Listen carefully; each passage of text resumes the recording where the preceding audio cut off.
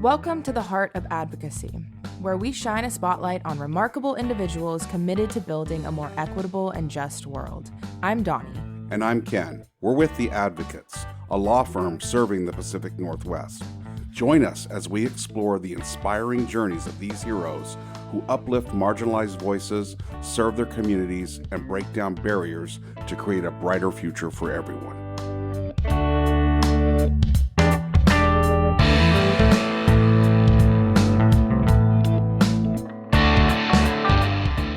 It has been a week. Yeah, I'm exhausted. Yeah. Monday felt like Thursday. Tuesday felt like Friday. Wednesday, I don't remember. And today's Thursday, so. Yeah. We've had Who all of our knows? sister firms brought in their attorneys, and we all just got together and talked about ideas. But there were 50 attorneys sitting there, and it's like kids.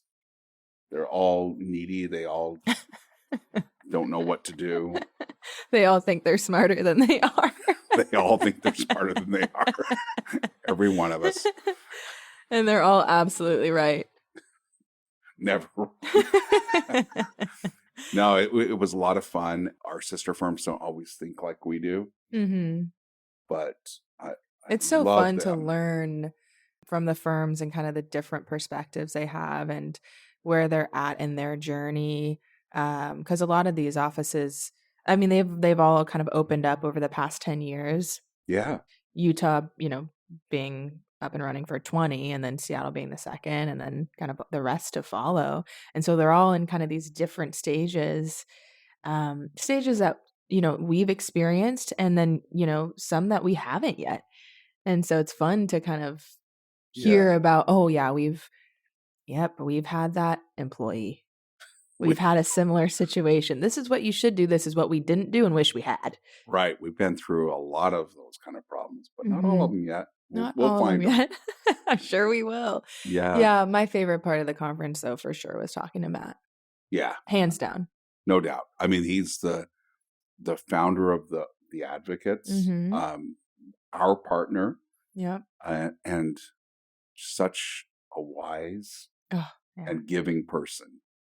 And I just can't say enough good things. I mean, I start to tear up when I think about You're tearing up right now. No. You are a little bit. I know you pretty well. It was really beautiful what you said about him to start the conference off, which is a lot of people don't see that and maybe don't realize what a benefit or privilege, whatever you want to call it, it is freedom to have a partner who lets you do what you want and lets you make mistakes, gives advice, gives consult, but then gives Yeah. you freedom to make those mistakes and learn from them. Yeah, not only that, I think when he sees us do things that he thinks is dumb, not wise for a business perspective, and we do it anyway, he genuinely wants us to succeed. Oh, yeah. I mean, it's not that He wants that us to need prove to him. be He right. literally wants us to prove him wrong. Yeah. No, it's one of the best attributes, I think, in a leader is someone who is genuinely happy to be surprised. Yeah. So Matt Driggs, founder of the Advocates Injury Attorneys. Serial entrepreneur, philanthropist. Mm-hmm. Dad, husband, grandfather. Yeah. Let's get started.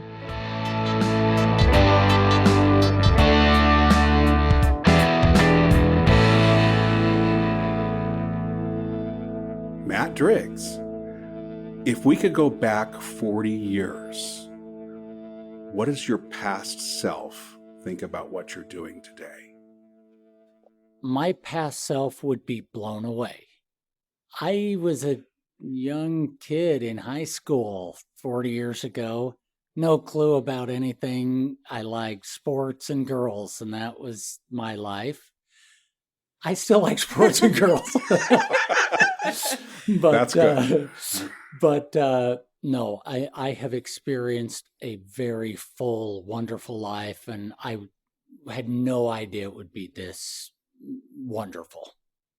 From a standpoint of your career and your business, I have exceeded any expectation I could have ever had by a long shot, and it's still going strong. As far as my physical body, I'm healthy, and I have not had any serious, significant health things. As far as experiences like travel, I've been to every continent in the world multiple times. Antarctica just once, but everywhere else a few times. I've experienced other cultures and other things like that. As far as just bucket list stuff, I've done almost every bucket list thing I could think of, from jumping, bungee jumping and skydiving and flying an airplane and doing marathons and Ironman and just crazy full life stuff. I never would have thought that I was in high school. I was the guy that was insecure to some degree, just didn't know what I was going to do in life. So, to see it unfold naturally, I didn't force anything really. It kind of unfolded naturally for me. Wow. Okay, childhood. What kind of toys or activities were consuming young Matt's world? I moved when I was just turning 8, and I don't have a ton of memories pre-8 years old. I was super shy. Don't remember having many friends. I mean, I grew up in a big family, so I'm sure it was just family. Then I moved into a new neighborhood, and I had a best friend, Casey, who we were on the rowdy side. Oh, yeah? So, yes, we were loud, rambunctious. Rambunctious, fun. Like we were skateboarders. So we did stuff like, I remember skateboarding off of platforms and off of picnic tables, and before skateboarding was anything really cool, we were doing hard, fun stuff. But I was a little punk, back in the olden days, we'd take off and just go exploring. We'd go to the Contwood Mall, and I was, the statute of limitations is run, but I mean, I was a little bit of a thief during the summer, and I'd sneak candy bars and just be out and about, going up and down rivers. I mean, as a kid, I remember in, I think it was 5th grade, I sloughed like the last 2 days of my elementary school to go river rafting. I just was like, yeah, I'll just... So don't let school get in the way of your education. Exactly. But I liked being active. I liked sports. I did not like piano lessons. That was not for me. Neither did I. Sports, activities, playing, being crazy. Yeah. Fun childhood. I didn't realize you were a skateboarder. In Utah, in Salt Lake. Oh, yeah. It was a fun place to grow up, for sure. A lot of good friends my age in our neighborhood. Yeah, we had fun. So you mentioned big family. 1 of 10. 1 of 10. Number 8. Number 8. Okay. What's your take on being number 8?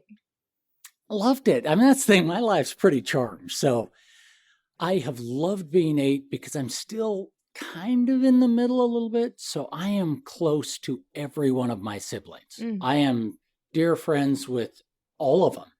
We're still very close. In fact, all of the siblings live within an hour or 2 of each other. So still, we all get together plenty. Actually, my brother Warren did forever, and then he moved to St. George, Utah. So he still comes up quite a bit. He's actually one of the counsel lawyers of our law firm. So I see him a ton of I don't know why, but I was perceived in my family as the kind of the rowdy kid. So there were 2 of us. My oldest brother was rowdy and punished a lot. And then I was kind of on the younger end of the family. I was the rowdy kid for sure. Were you punished as much as your brother? I was punished a lot. Oh. I would say I was punished more than, not counting my older brother Dan, more than everybody else combined, for sure. So, Well, it worked. thank you. Yes, there we go. Yeah. Just enough punishing. You talked about your parents, and I knew your dad very briefly. Tell me about your dad and how he was an advocate for you and your brothers. He grew up in Driggs, Idaho. His dad passed away when he was 7 years old. So they moved to Salt Lake City, Utah, and they grew up in absolute poverty. And he grew up and really struggled. And it took him 2 extra years to graduate from high school. Then he was such a hard worker. That was his thing. It's I'll just work. He wasn't the smartest. He just outworked people. He eventually became a State Farm agent, and because of his work ethic, he just got better and better and better and smarter. But he just had a philosophy that you can accomplish anything you set your mind out on. So he really instilled that into all of us as the kids. Warren was singing one day, and literally my dad was like, "Oh my gosh, your voice is so good. You could sing in the Mormon Tabernacle Choir." And he's like, "Really, Dad?" I mean, but that's kind of that, oh, you could accomplish anything. And I would say that has stuck for all of us. So all of my siblings have been successful.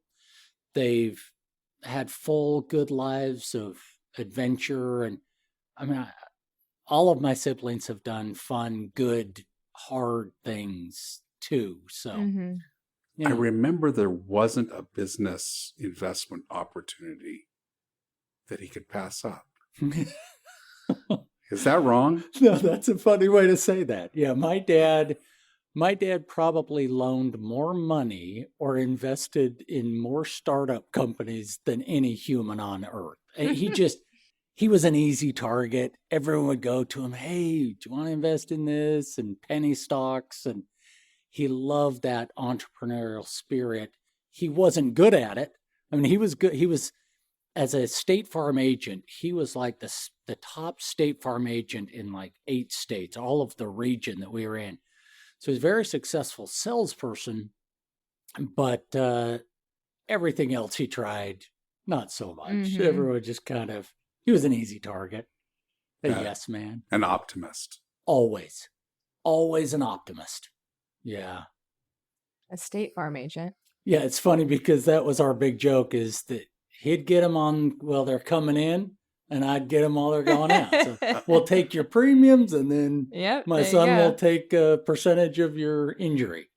Full circle. You wrote a book. 50 Ways to Love. What gave you the idea to write that book? Did it have something to do with this perspective on balanced love and support? It came, I would say, 20 years into marriage. As many of us, you have your struggles, and we're fumbling through life. And it occurs to both me and my wife that the thing that lends itself to happiness more than anything else is being in a great relationship. Yeah. But they don't teach that in school. They don't teach that anywhere. So we were going to lots of seminars and retreats and everything to really try and work on our relationship.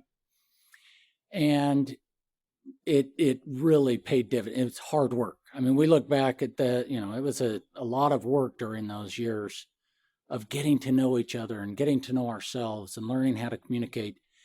And I was reading everything you could about that, because it's like, well, I want to be happy. And if that lends itself to happiness, let's go. So I was reading everything you could and seeing a lot of counselors and seminars and everything. Well, then I was asked to put together a presentation, and I called it like Relationship University. And it was a fun little hour presentation. At that time, I started really focusing on university studies. So these were not like just internet stuff. It's like these were full-on studies about relationships. And love and fun things. And so I just kept finding these actual nuggets of practical applications. And I thought, I'm so putting this in a book. And so we came up with 50 studies, university studies, about ways to improve love and connection. And it was, Wow. that was a fun journey. Mm-hmm. Yeah, I learned so much that, yeah, just random cool studies that have had a big impact on our life for sure. Is there one way that has stuck with you? The one that continues to jump out is a study that they did where they had half the participants, it's like 500 people, half of you think about a time when someone has wronged you, has done something that has hurt you and everything. Now focus on that. Now jump as high as you can. And they measured how high they could jump. Well, then they went to the different group and said, think of a time when you have forgiven someone, when you just let go and you forgave these people, and how do you feel? Okay, focus on, now jump as high as you can. The people that were thinking about forgiveness could jump like 3 inches higher. I mean, that's significant. No. And you literally are lighter when you are forgiving someone. And I just thought, wow, that is a fun one. And this was a university study? Yeah. Yeah, it's hilarious. And it's one of those where it's like, really? That's that. But there were so many things like you give someone a hug every day and it reduces your chance of getting sick. So they would spray a cold or a virus on you. And then they would say for a week, hey, hug someone for like 7 seconds. After you've been sprayed with a cold. With a cold. And it was like a 50% less infection rate. And your cure, you got better about 2 days faster just by hugging someone for like 7 seconds in the morning. I mean, it makes you healthier. Those are the kind of things that you're sitting there reading these studies going, oh, come on, this is just too cool. So I just kept both going. Sound like they make you happier, and maybe that's the... Well, I think there is connection between mental health and physical health. Yeah. For sure. Oh, I absolutely. mean, that's fact. Absolutely. When you're feeling complete and hugged and loved, your body is in a healthier place. And so your immune system is stronger. Yeah. Yeah. So fun. Okay, we're going to go back to 18-year-old Matt. You're getting ready for college in engineering. It's what you chose. What led to your realization that engineering just might not have been the path for you? It was Chemistry 121 series. I mean, I was an okay student, for the most part, and I did really well. That's what was funny is on my LSAT, or not my LSAT, sorry, my ACT. Yep. I mean, I crushed the science part, the math, and my English. The first time I took it, I had to take like a college remedial course that I couldn't even get credit for. It's like, I was just pathetic at that. So I'm thinking, oh yeah, I'll go into sciences. I took that chemistry series and it kicked my butt. I got a C, and then the first D of my life. And it was like, never mind. And then I go into English and I actually did really well writing and, that whole reading, writing, language side of it came shockingly easy. Yeah. Even though the ACT would have said otherwise. And I will admit, says something about the test, not you. Yeah, that's it. It wasn't me.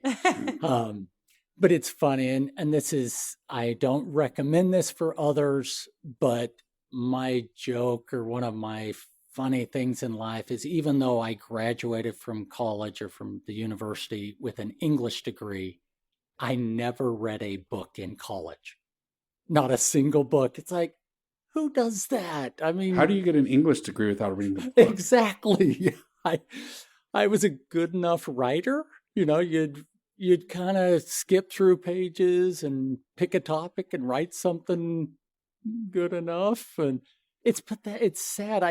I wish, I think sometimes education is wasted on the young. Because now I'd go back and You really would get into it. get into it and love it. I Because love it's learning. so fun to learn. Yeah. We don't get to learn enough as adults. Yeah, you just don't. And at the time, it was all about getting it over with, just getting through Right. it. So I did my undergraduate accelerated to get it over with. And law school, I actually did it accelerated to get it over with. And Mhm. yeah, looking back, it worked out. But And then law school. yeah, law school, I went fast. I did it in 2.5 years just to get it over with. And it's like, well, I could have maybe enjoyed it more. How did you pick to go into law school?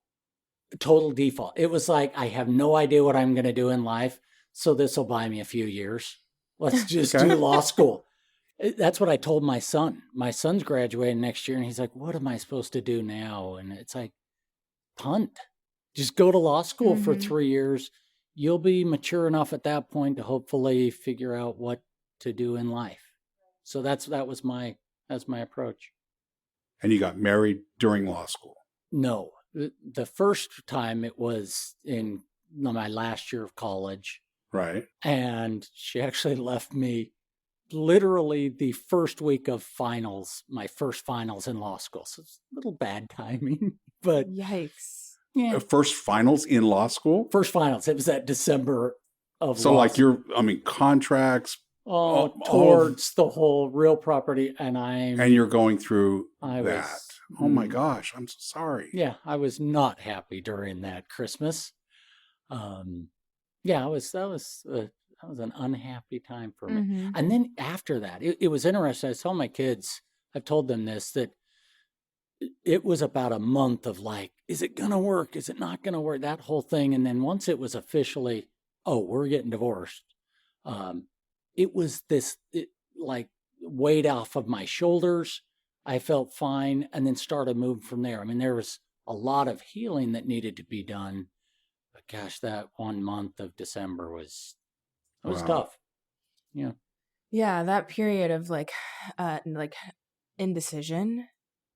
Oh, No just matter what decision you're trying to make, one that and one that serious, I can't imagine it's even if you make the wrong choice at the end of the day, making a choice and being done with that unknown period is a sigh of relief. absolute. That's exactly what it was. It was that limbo. Ugh. I don't know what I'm doing. I don't know where our relationship is going to be, what's going to happen. And then Mhm. once it officially was like, oh, I know, and there were decisions made, it's like, okay, I can move forward from Mhm. here. Yeah. Yeah. Wow. So a few years later, were you graduated when you got married the second time to Allison? Law school.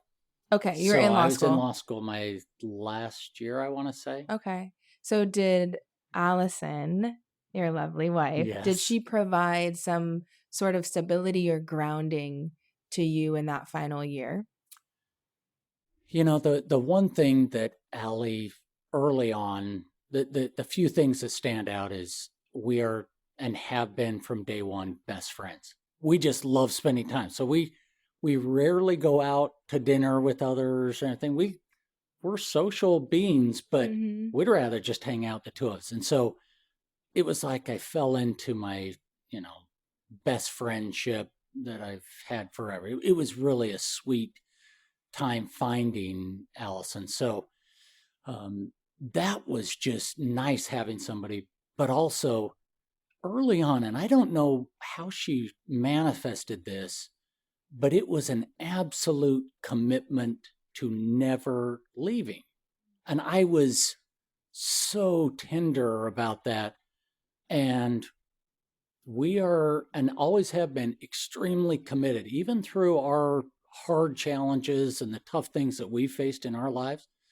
There has never really been a question about leaving or not being together. It's like, no, we'll be together for sure. And so maybe that stability during that time, Mhm. that's maybe what helped more than anything, is just comfortable and the security of, I've got that. We're going to build something great together. Let's move on to after you graduate. How do you decide to just try to do something on your own? So that was, in some ways, felt like it was forced upon me.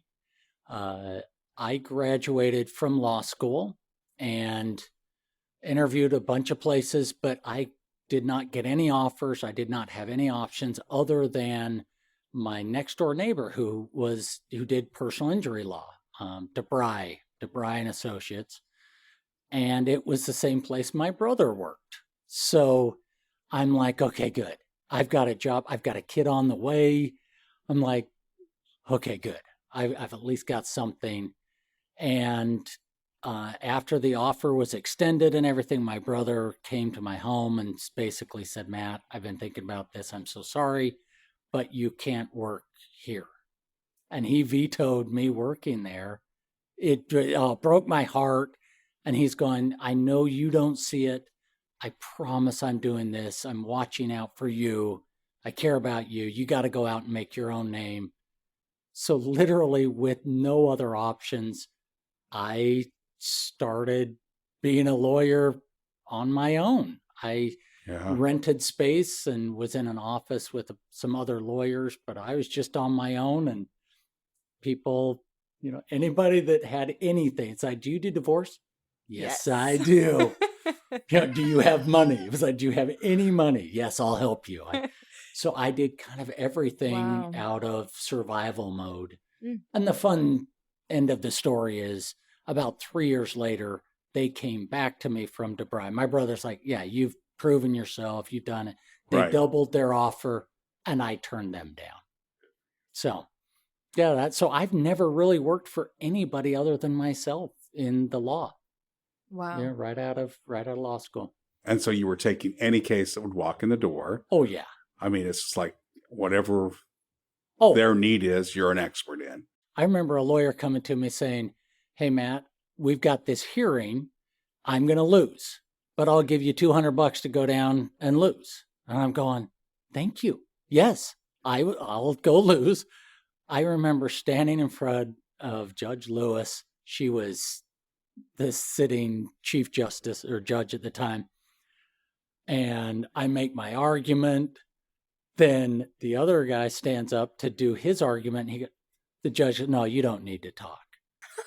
and she goes, Mr. Driggs, and just rips on me, just lays into me. I'm like, that was not worth $200.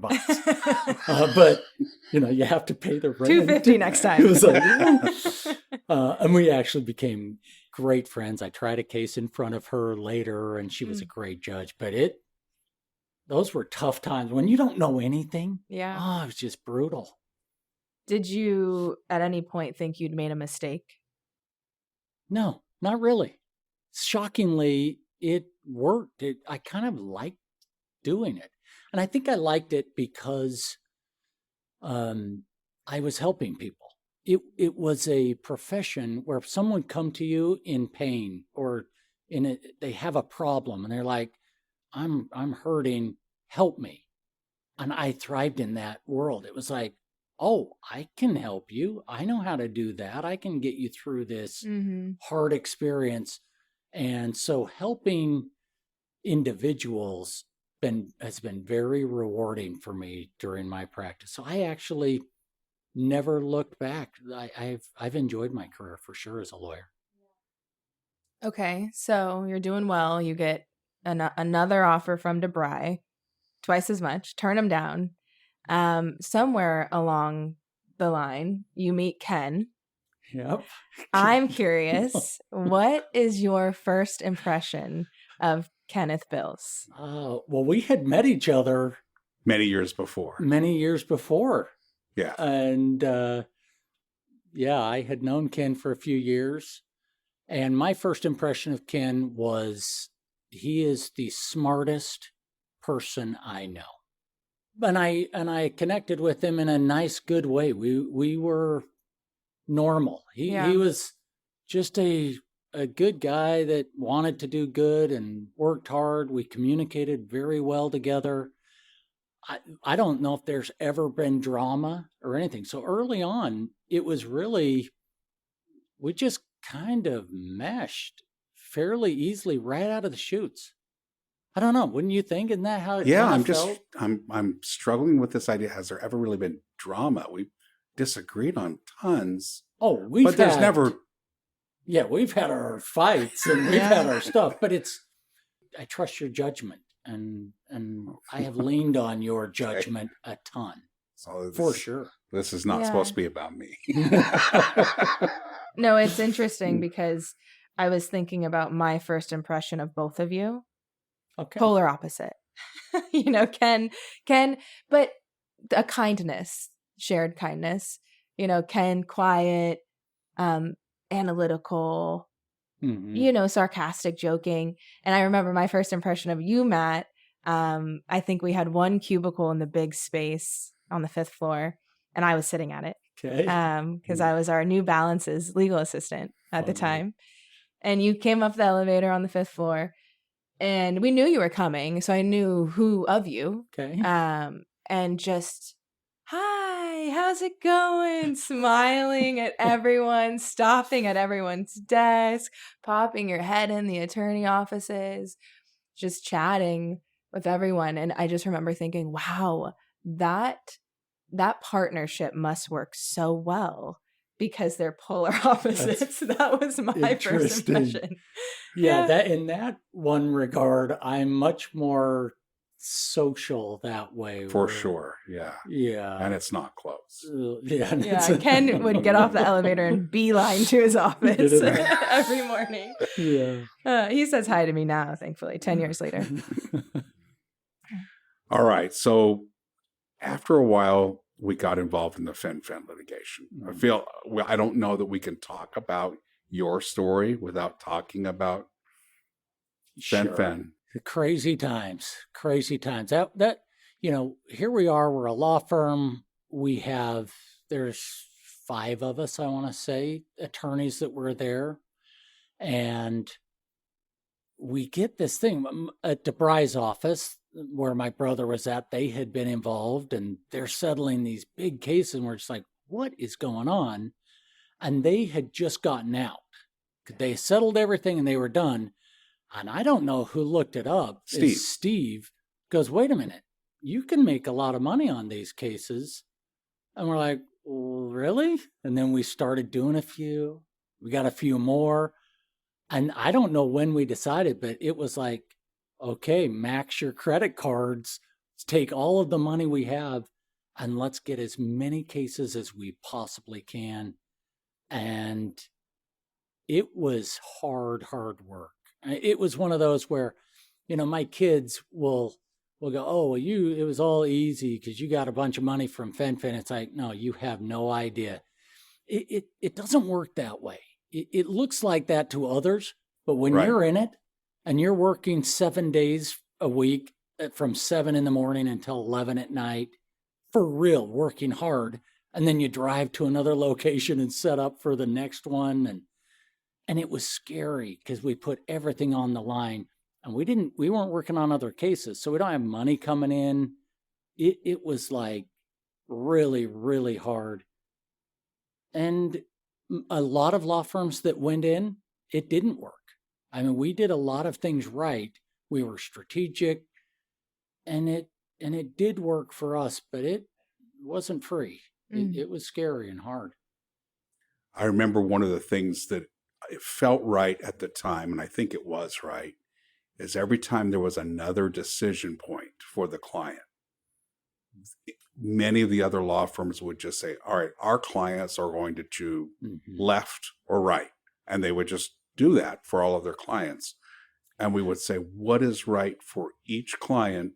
That was one of our mantras back then, was this idea of every client is their own, it's their personal case. Where you're right. I mean, looking back, all the other firms were just gathering as many as they could and wholesaling these big settlements and everything. And we were like, no, what's the right thing? So we would evaluate every case and say, no, this is the best right thing and talk to the client about it and say, what do you want? And we didn't make the decisions for our client. And that's why our distribution of how we handled these FinFin cases was very different than I'll bet any other firm. Because we really did focus on the best right thing for the client. I don't know if we made more or less money, but it was a much better experience for us and the clients. I mean, that's what we always, and we continue to do that. We want to make decisions, and we've said this before, as if our clients are in the room. Yeah. It's hard to talk about that case because we stayed under the radar. I mean, we weren't a target from the defense until we were. I know where you're going. Talk about that. It's so. I'm not going to say the dude's name, but no, I'm not going to ever forget it. Oh, I know his name. I know. So yes, I know what you're referring to, and it's, it was a combination of just technology and us going as hard as we can. It was the way the technology was moving. It was transitioning from analog to digital, and so you could cut and paste with digital that you couldn't with an analog. And we're talking about echocardiograms. These are correct, basically ultrasounds of the heart. Ultrasounds that now people would laugh if we said, well, yeah, you're cutting and pasting. They're going, well, duh. But at the time it's so novel.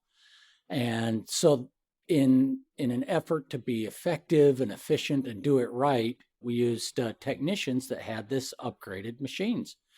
But it turned crazy where they actually, the trust hired a federal prosecutor to investigate us. We're dying. I mean, we hire some big gun out of back east Philadelphia, wrote a retainer of like 50 grand to check. I mean, it was, and we're thinking, I swear we didn't do anything wrong, but we don't know what's going to, it was a lot of sleepless nights. And what we decided to do at the time was basically say, we'll fly you out, we'll pay for everything. You can see how we do it, and you can meet us, and we'll give you access to everything. And our attorney was flipping. It's like, don't do that. You got to fight him. And it's like, no, we're not doing it. If you think we're doing something wrong, come tell us. Come. So he flew out, went up to Montana. We spent the day with him. And when it was all said and done, he's like, yeah, you guys are way too naive to be doing anything illegal. You're just these young guys that are just trying to do it right. And it went away. It literally went away after we got to know him, and he's gone totally fine. So would you do that same thing again today? 100%. Because it was the right thing for the patients, for the clients. I mean, would you fly the federal prosecutor out? Yeah. Because we want to do the right thing. I mean, and I'm not sure. It worked out. It worked out, but I'm not sure I would advise now someone you guys do have been that. practicing for 20 more years. Yeah, you don't necessarily, as a lawyer, advise someone to do that. Like our lawyer's like, no, don't. But our nature is such that we're trying to do what's right. Right. And you believe that. We did not do anything over the line or wrong or bad. And we're like, no. And we want to make this right. We want to do the right thing. We were upfront with our client. We do things straight up around here, for sure. Well, that was an experience. Yeah, totally transparent. I love it. That's the thing, is people wouldn't know that. They're like, oh, you made millions of dollars doing this thing. And it's like, well, we invested millions of everything. And they didn't see the pain that comes from those sleepless nights of just hard, scary things and hard negotiations and judges that are ripping on you for different. I'm flying back east every month and doing hearings. It's hard. Yeah. While you're building a family. Yeah. Too. Yeah. So how many kids did you have at this point? I had 4 kids at the time. And it was, or 3 kids, meant 4 kids. Yeah, 4 kids. So it was young kids and hard, but fun too. I mean, going for it, putting it all on the line. There's something cool about that too. Mm-hmm. There really is. Oh yeah. I wouldn't trade it. Success feels better earned. Oh, absolutely. You earned it. Yeah. All right. So then after Fen, you decide to, it was something that somebody brought up this morning where you just decided to go back in as a PI lawyer. My gosh. It's one of those things where I'm in my late 30s at the time, so still young dad. And I'm like, well, now what do I do? I'm in a pretty good place financially. It wasn't like I can quit and retire for forever, but it was like, oh, I'm great head start. We're in good shape. And yeah, you thought you could. Ken thought he could. Because Ken did just that. Until it's like he runs out of money. And, oh, yeah, we better start up again. That's not the way I remember it. Yeah. But no, it was like, I want, and plus I wanted to be a good example to my kids. I want to be a hard worker. I want to do that. So I thought, what am I going to do? And I enjoy doing injury cases. In all honesty, I liked helping people through that time of their life, and we were good at it. And so I had one of those, wake up in the middle of the night moments where it's like, no, this is what you're going to do for your life, for your career. Really just go for it and commit to having this be a lifelong thing and become the best injury law firm in the country and make it something cool. Yeah. And I remember thinking, good, now I don't have to think about it again. I'm just going to do this for the rest of my life. And that, I look back, was really the birth of what is now the Advocates. We started, our name is Driggs, Bills, and Day, but I thought at the time, yeah, let's do the Advocates. Let's do so. And the reason that we came up with the Advocates is because I was looking around at all the other law firms, and it felt like it was all about them. It's like, look at me, you know me, we've been doing this forever. It's all about us. And I'm like, no, I don't want that. I want us to be your advocate. I want, it's not about us. A case is never about us. It's about their journey, their healing, getting them to a place of wholeness if we can, and really advocating for our clients. So that's really how it came up, that whole idea of the Advocates. I like that. There's a stigma that some people associate with being an injury lawyer. Did it ever go away? That went away. And there was one moment when it went away. Absolutely. It was this moment where we'd been started to do the Advocates, and we start doing some commercials, and we're actually doing some advertising. And I'd been an injury lawyer now for 15 years at that point, but I always felt like a little embarrassed. It's like, oh, you're an injury lawyer? But I remember distinctly, we invited like 6 or 7 clients that had experiences with our firm to come in. And it wasn't just me. I had a couple of them, but there were other lawyers in our firm. And I sat in the back of this room while we recorded interviews with these individuals for marketing purposes. And I thought, I'm curious to see how it goes. And one after another, they're sitting there crying, sharing their experiences, going, you guys changed my life. You helped. I mean, this one lady was like, I can remember calling. It was a Sunday morning at 6 a.m. Dave, my attorney, one of the attorneys there, drove up to the hospital, and he was meeting with me, and I was in bad shape. I was going to be in the hospital for a few days, but I had cats at my home that was like 60 miles away in another town, in another city. And Dave goes, that's okay. I'll go take care of your cats. So on a Sunday morning, he drives out to Tooele, Utah to go take care of this lady's cats and let them out and everything. And I'm like, wow, we are doing good. And this lady, she had like $200,000 in bills, but only $50,000 of coverage. We were able to take care of all of her bills. We got her a little bit of money. I mean, she was bawling. It's like, it was life. That accident would have ruined her life. And Dave steps in and takes care of her. And I'm going, I love what I do. I've never, from that day since, I have never been ashamed of it. I've loved being a lawyer that's an advocate for these people that have gone through hard stuff. So I don't hesitate at all to tell people now. I love it. Yeah. That's right. That's well said. I mean, I think one of the reasons we started this is we were looking for what is our purpose, and it's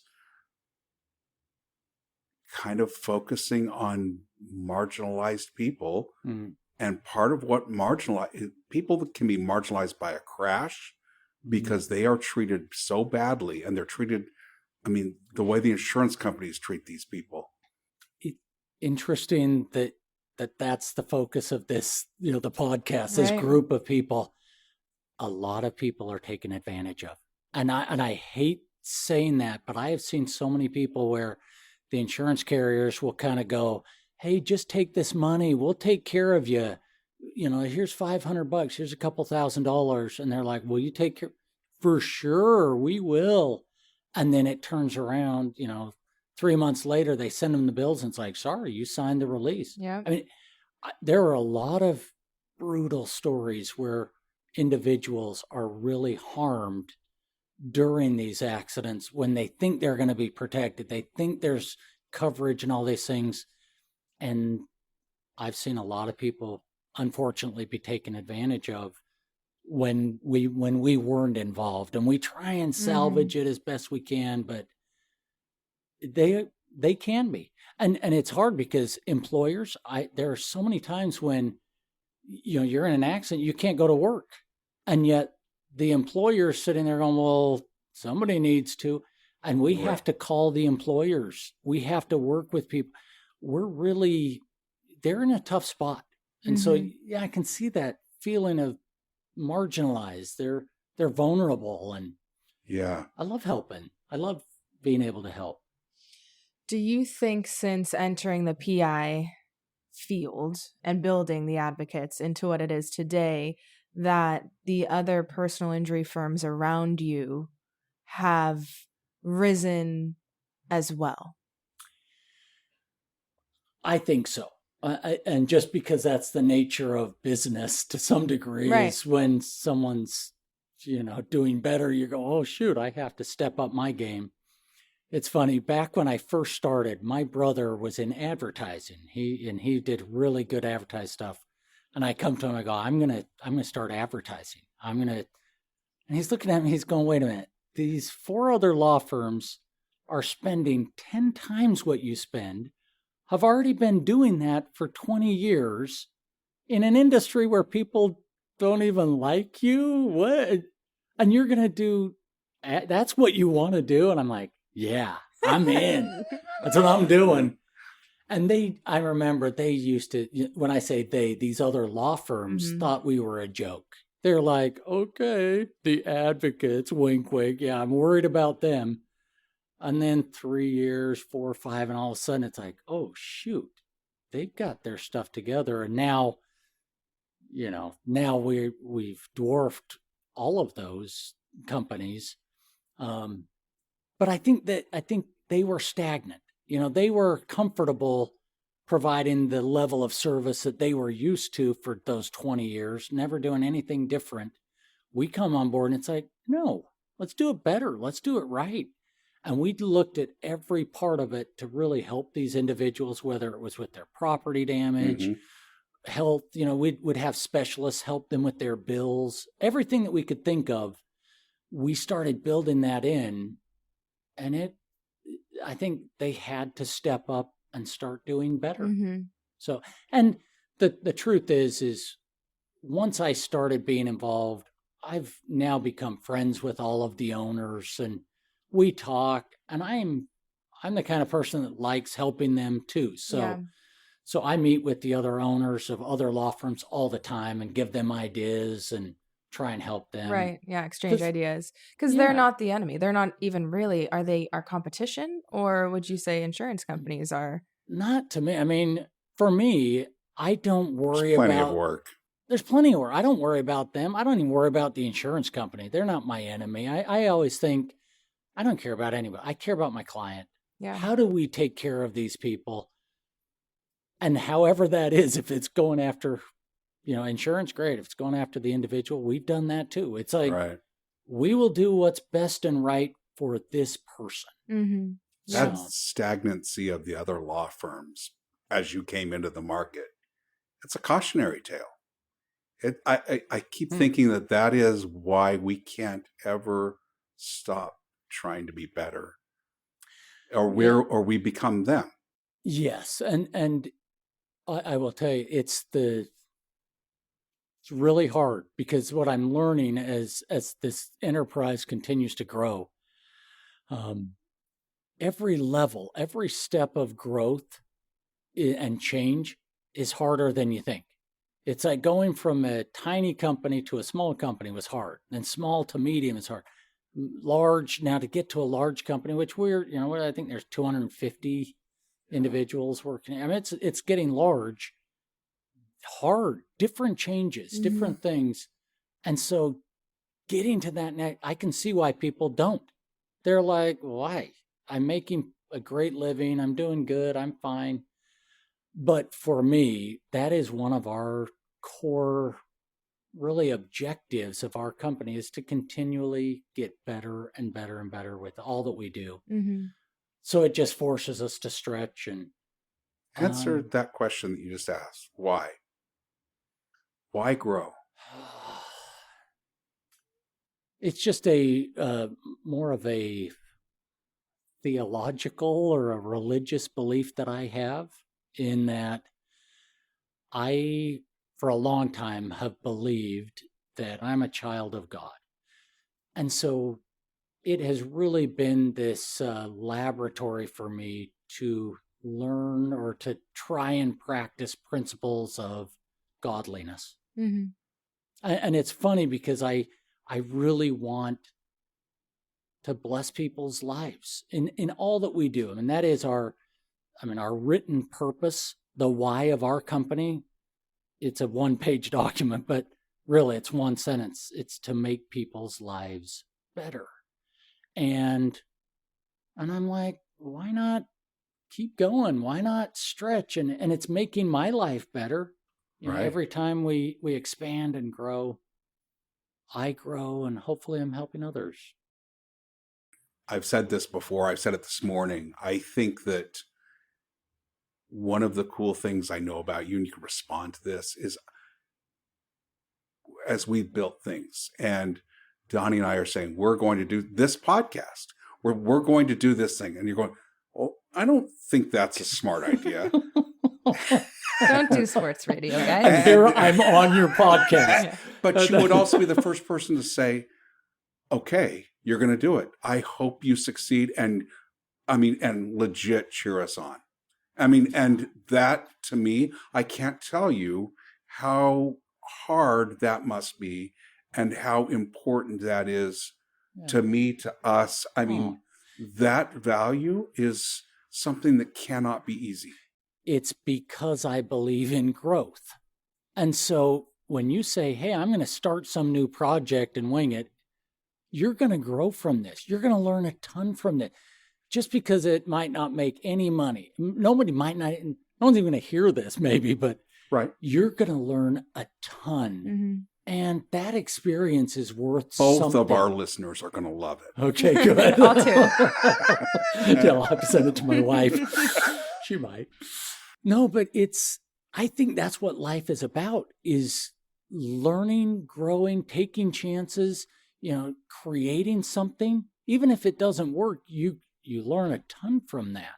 And so it doesn't bug me. It doesn't bug me to fail and try new things and grow. It's kind of why we're here. So no, that is one of my internal things. My kids, that's their big joke, is they, as kids, as you can imagine, they want me to solve their problems for them.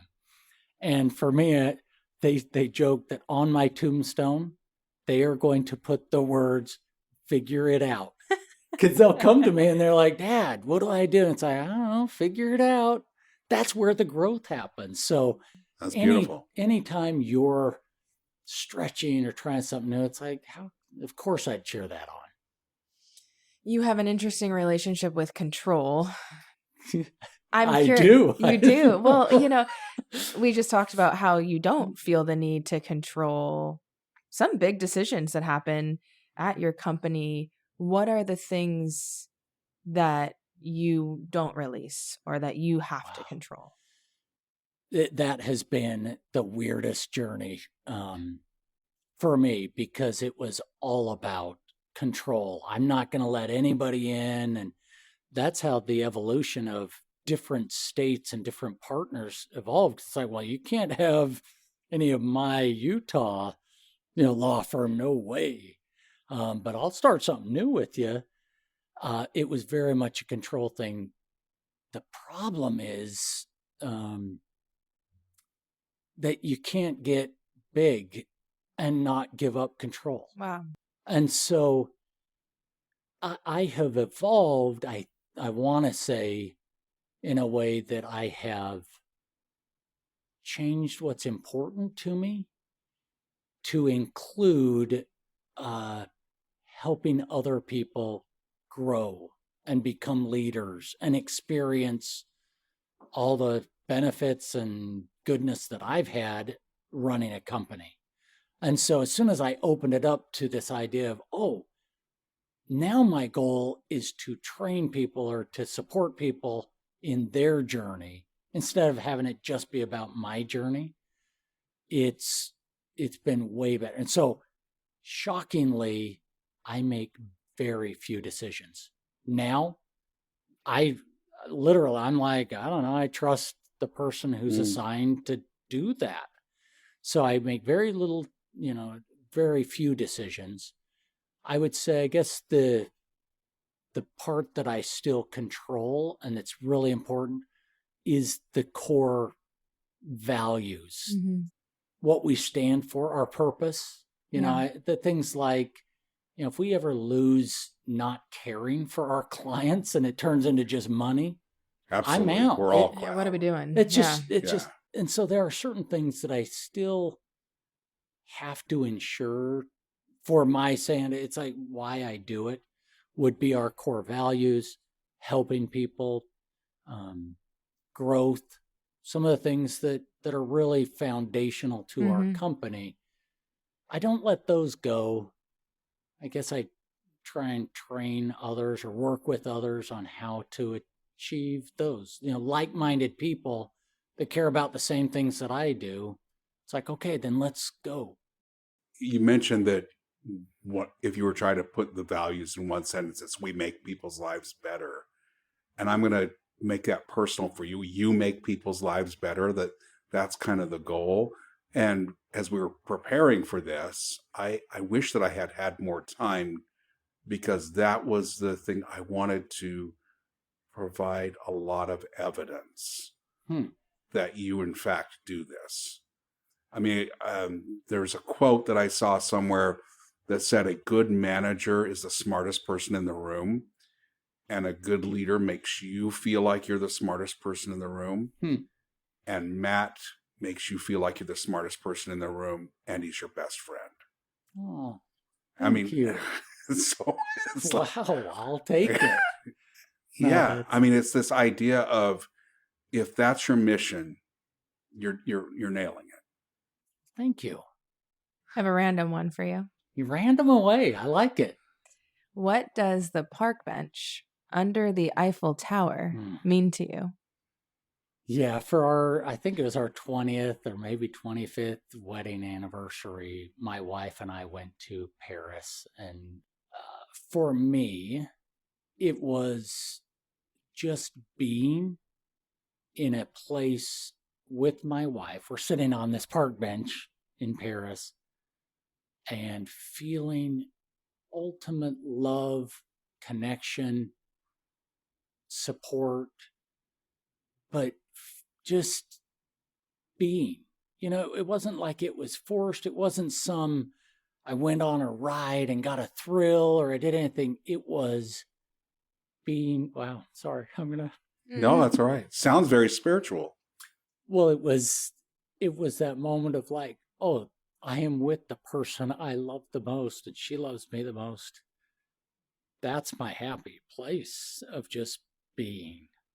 Total security, total love, happiness, joy, beauty, everything good rolled up in one moment.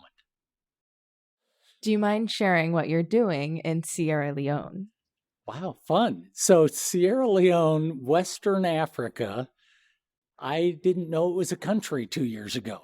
My sister and her husband are serving a like a service mission with our church in that country. And they're in this little town, no electricity, remote and hard. I mean, it's, yeah, that way.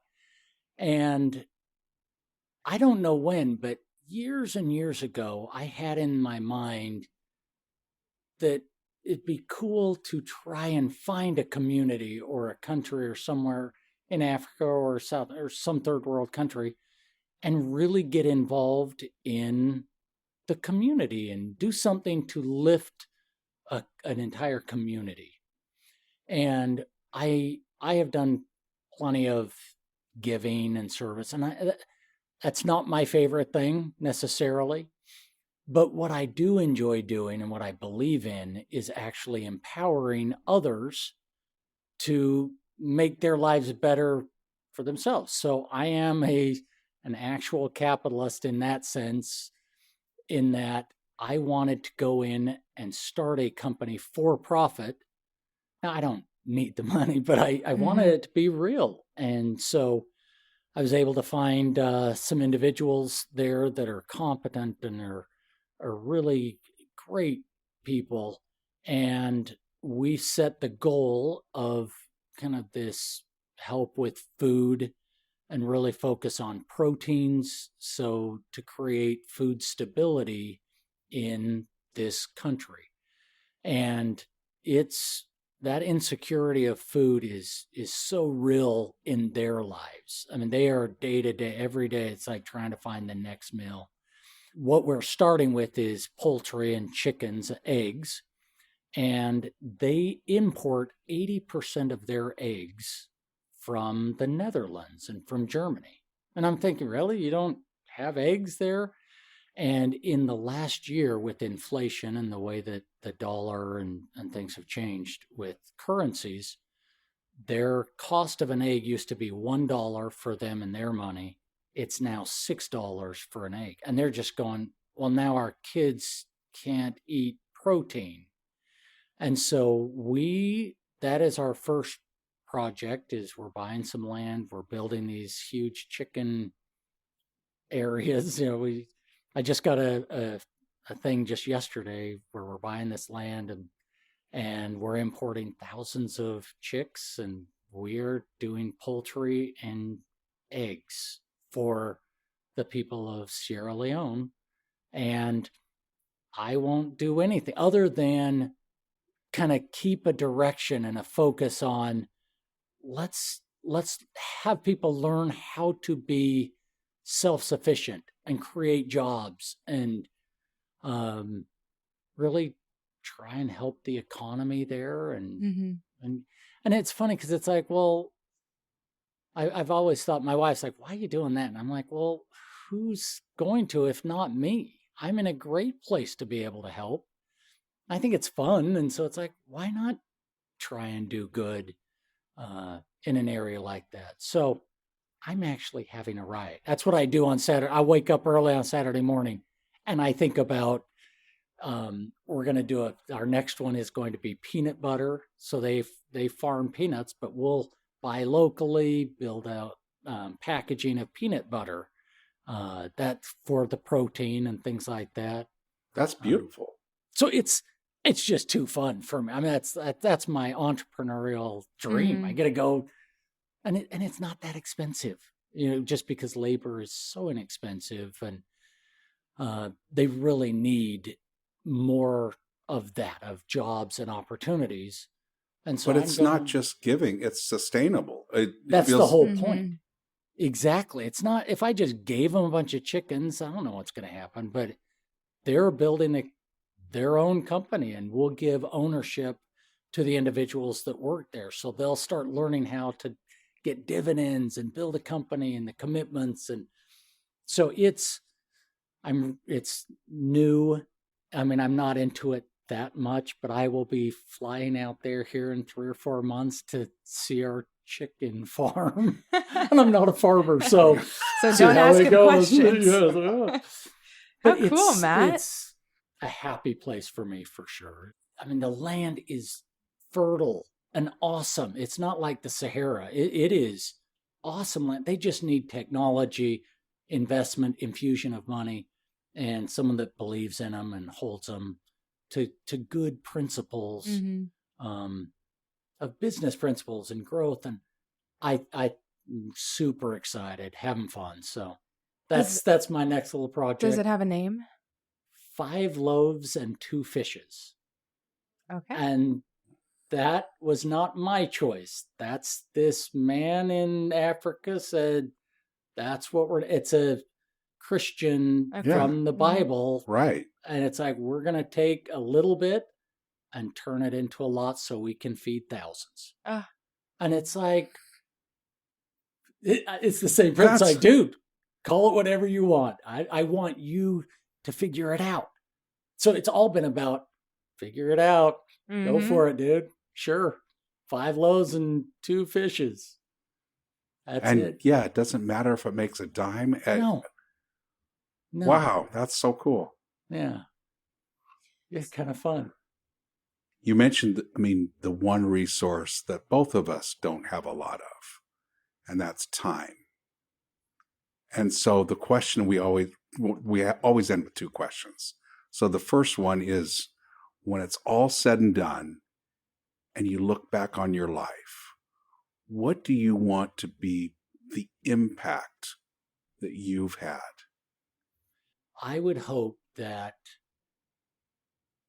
as many people as I can, that I've been part of their lives, that they would be able to say, ooh, yeah, Matt's example, or Matt's, some of the things he said, or some of his encouragement, or how he helped me with this teaching, or this money, or this whatever it was for them, that they would go, I took it up a notch. I became a better person because I interacted with Matt. I think you'd have to mess up a lot between now and then to not have that legacy. I'll tell you a compliment. This is a random one. It's sweet when you said that. When we had our firstborn child, it's a boy, and my wife's like, oh, it's a junior. It's Matthew West Driggs Jr. And I'm like, no way. Too much pressure. Too much pressure on me. Too much pressure on him. It's like, what if I screw up? What if I'm like in prison and everyone's going, oh yeah, are you that, Matt? To my kid. And I'm like, I'm not doing it. No chance. So he was not a junior. He had a different middle name. It's like, no. And when he turned 25, he went and changed his name formally. Wow. To be a junior. Wow. And now I have a Matthew West Driggs the third. Oh. Because his boy, my grandson, my oldest grandson, is a junior as well. So it's, what a delight. All right. Last question.